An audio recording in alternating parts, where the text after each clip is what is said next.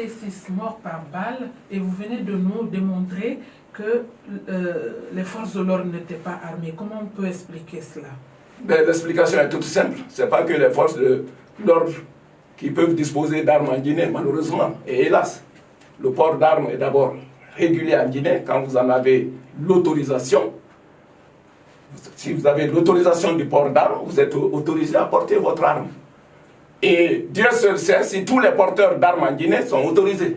Je me presse de dire non. Donc, il y a plein d'armes qui circulent et de façon généralement pas maîtrisée, il faut le dire. Quand on sait que les fabricants artisanaux savent faire des calibres 12, dans n'importe quel village, les forgerons guinéens le font. Quand on sait que les fusils perfectionnés de calibre 12, de calibre 16, à un coup ou à répétition, sont vendus sur le marché, allez savoir combien de Guinéens sur 10 disposent d'armes à feu. Salut Sam de Reuters. À la veille de la manifestation, nous avons remarqué que la frange du FNDC, version société civile, quasiment a été décapitée. Tous les leaders de la PQ, du bas des citoyens ont été mis en prison. À côté, les politiques étaient confinés. Alors, quel est le sort que vous allez réserver à ceux qui sont aujourd'hui arrêtés? Est-ce qu'ils ont été inculpés? Quand est-ce que le jugement aura lieu? Et qu'est-ce que vous comptez faire avec? Merci beaucoup. Vous dites que le FNDC a été décapité. Je m'empresse. La frange société civile. La frange société civile. Ah, la frange de société civile. Ben, après, vous avez parlé du PQ, vous avez parlé du balai citoyen. Eh bien, autant vous le savez, autant je le sais, des arrestations ont eu lieu. Dans quel contexte? Quand un citoyen donne de la voix pour dire personne ne doit se déplacer demain en Guinée. Quand un citoyen donne de la voix pour dire aucune société, aucune compagnie minière, aucun commerce ne doivent ouvrir demain, ne doivent travailler. Les taxis, personne ne doit se déplacer. Que tout le monde reste ce choix. Il y a là véritablement une privation de liberté pour les citoyens. Or, la liberté de chacun de nous s'arrête là où commence celle des autres. Nous ne pouvons pas empiéter sur la liberté des autres. L'État et surtout la justice guinéenne s'est saisie de cette privation des libertés des autres annoncée, parce qu'on ne peut pas se le permettre, de créer la psychose. Quand vous dites aux gens, vous ne pouvez pas vous déplacer demain de chez vous, vous avez votre malade dans le bras, vous avez une femme en état de famille avancé qui doit aller pour son accouchement, vous dites personne ne bouge, tout le monde reste chez soi. Et on a ajouté, pour éviter des incidents dommageables. Quand j'ai fait l'adresse, j'ai dit, j'insiste sur le mot dommageable parce qu'il y a préméditation de dommages par rapport à cette sortie. Il est du droit de la justice, de monsieur le procureur de la République, de s'en saisir et d'ouvrir une information à propos. C'est dans ce cadre. Alors, quant à dire quel va être leur sort, ça, j'ai un fossé sur lequel je n'ose pas sauter, c'est le fossé de la justice. Il est plus profond que ceux-là que j'ai connus. Mais la date au moins du procès... La date, je ne sais pas. Ça, c'est vraiment la justice. Monsieur le ministre, est-ce que les arrêtés à domicile étaient normales? Est-ce que c'était légal? Je n'étais pas là quand on arrêtait. Je ne sais pas si c'est au domicile, si peut-être vous en avez la preuve, moi non. Mais je ne me prononce pas sur un acte fait par la justice. La justice guinéenne est indépendante. Ils seront mieux placés un jour puisque vous avez toutes les portes ouvertes pour pouvoir vous donner la bonne réponse. La première, vous avez promis une nouvelle phase justice, mais ce n'est pas une première. On l'a toujours dit et réitéré, mais jamais justice n'a... Les enquêtes, je fais allusion en fait aux enquêtes. Les enquêtes sont toujours ouvertes, mais ne se referment jamais. Quelle garantie que cette fois-ci, elles arriveront à terme. La deuxième, est-ce que, comme je l'ai entendu dire, serait-il question d'aller vers une dissolution de structures de la société civile? Comme je l'ai entendu depuis hier. Vous l'avez entendu de quelle source? D'un communiqué du Front National de la Défense de la Constitution. Bien. Première des choses, les enquêtes sont ouvertes. Quand est-ce qu'elles seront fermées?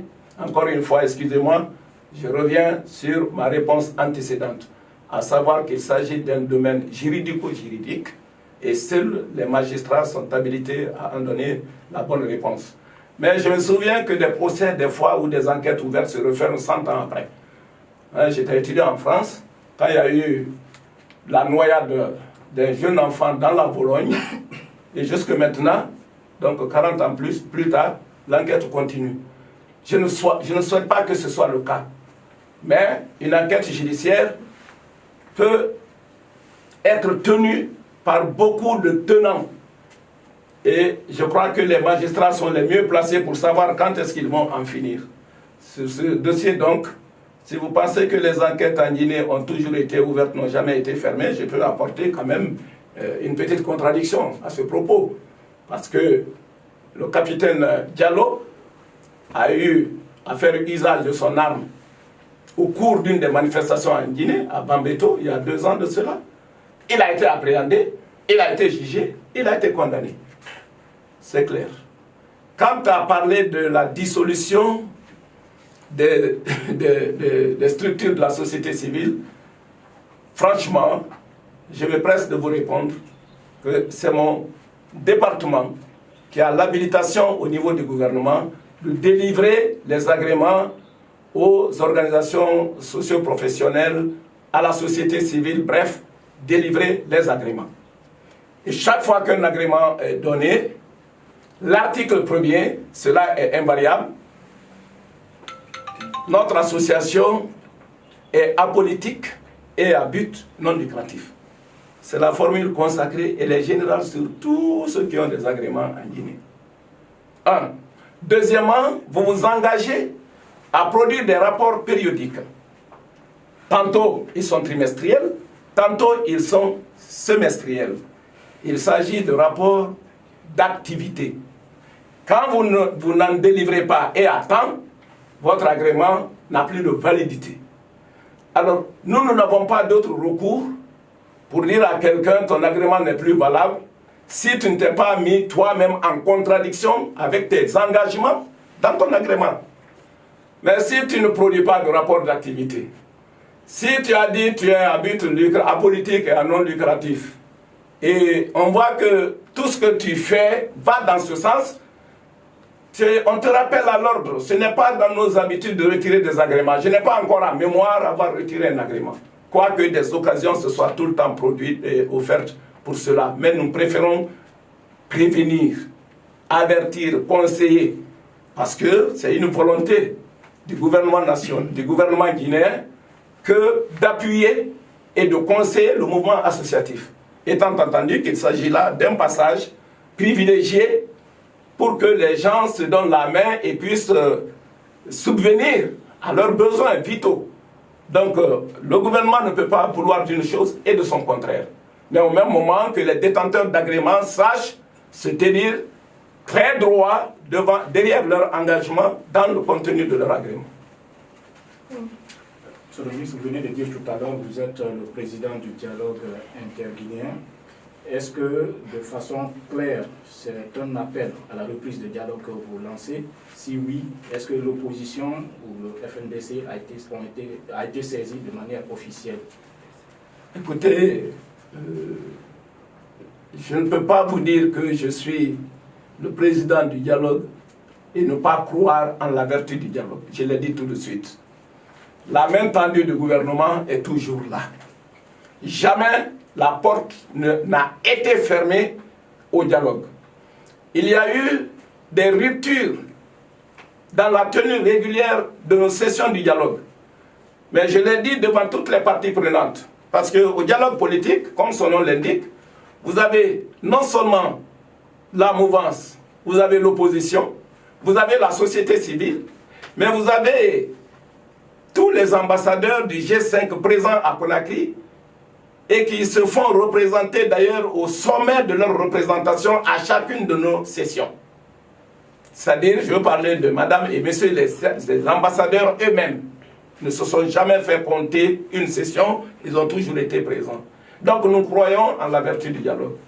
Pour nous, il s'agit d'une main tendue et la dernière déclaration du gouvernement guinéen a fait ressortir cette instruction du président de la République pour relancer, n'est-ce pas, les travaux du comité de suivi. Encore une fois, il s'agit de stigmatiser que nous croyons en la vertu du dialogue. Est-ce que vous pouvez dire clairement, puisqu'il y a eu des instructions qui ont été rapportées à la presse sur l'interdiction des manifestations sur l'ensemble du territoire, pouvez-vous nous dire aujourd'hui si les manifestations, il est autorisé de manifester en Guinée? Et deuxième question, un sujet un peu à part, excusez-moi, est-ce que la Guinée compte installer les conseils communaux prochainement? Puisqu'on est vers les législatives, mais on n'a pas encore terminé, je crois, le processus des communales. Première question. L'interdiction des manifestations en Guinée, non, cela n'a jamais été. Mais la tenue de manifestations non autorisées est interdite. C'est aussi clair que ça. Je viens de définir quel est le cadre de déroulement des manifestations. D'abord, vous donnez la liste des principaux organisateurs, une liste de 5 personnes. Les principaux organisateurs. Et ensuite, vous donnez votre itinéraire de marche. Vous donnez le temps au cours duquel vous exécutez votre marche ou votre manifestation. C'est des préalables. Mais des préalables incompressibles. On ne peut pas passer à côté. Mais si vous vous affranchissez de ces préalables pour dire on n'a pas besoin d'autorisation, on n'a pas besoin d'heure, on ne nous en indique pas, nous allons marcher de 8h à 23h.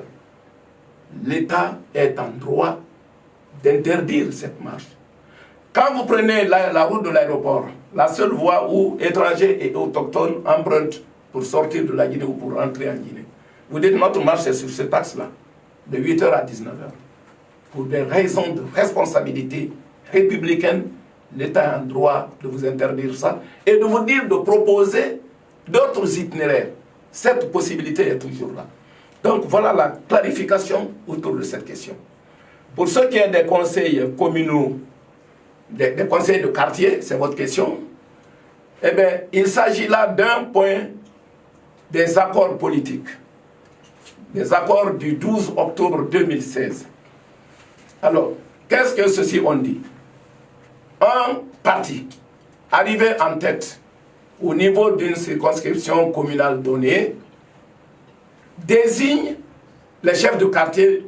C'était une convention entre les acteurs politiques. Allez savoir qu'au niveau du dialogue, quand pouvoir et opposition, conseillés par la société civile de temps en temps, se mettent d'accord sur un point, on acte. C'est-à-dire que c'est signé comme étant un point d'accord. Quand ils sont sur le terrain pour l'application, les mêmes qui se sont donné le OK, tout de suite là, portent les vestes à l'envers. On a vu l'expérience dans la mise en place des maires au niveau des communes. Alors, pour ce qui est des mairies, nous avons 342 communes en Guinée, rurales et urbaines confondues. Les quartiers, nous en avons 5400. Pour mettre en place, à cause justement de cette contradiction entre les points d'accord et l'attitude des accordants sur le terrain, nous avons mis plus d'un an pour 342. On va reprendre l'exercice pour 5400 au niveau des quartiers. On n'a pas dit non. Mais la faisabilité, quand ils vont nous engager, les acteurs politiques, parce que c'est eux qui ont signé l'accord entre eux, quand ils vont nous engager sur la voie de la faisabilité, eh bien, le comité de suivi, le président du comité de suivi suit ce que, ensemble, les acteurs politiques décident de faire. Mais faut-il vous apporter la précision? Je préfère des lois fortes qui nous mettent à l'abri de la répétition des accords. Quand on sait que chaque accord, 1 an, 6 mois plus tard, devient des points de désaccord, que d'aller à cet exercice. Il est bien que dans l'intérêt de la Guinée et du peuple de Guinée, qui certainement doit être lassé aussi de ces interminables contradictions, qu'on ait des lois fortes, une fois qu'elles sont adoptées, établies, je crois qu'on tranche court avec les incompréhensions ponctuelles qui jonchent le parcours du climat sociopolitique. Dans les vieilles démocraties, vous le savez, on n'a pas besoin de se dire qui est chef de quartier ou qui est le maire. C'est tellement bien réglé qu'il n'y a pas la moindre question autour. Donc nous avançons vers cela et la meilleure façon d'y aller, c'est bien des lois fortes qui répondent effectivement aux aspirations du citoyen. Les citoyens à la base ne comprennent rien pourquoi, après leur élection, ils ne voient pas leur maire installé. Ça les dérange. Et cela doit nous interpeller en tant que gouvernants. Je vous remercie.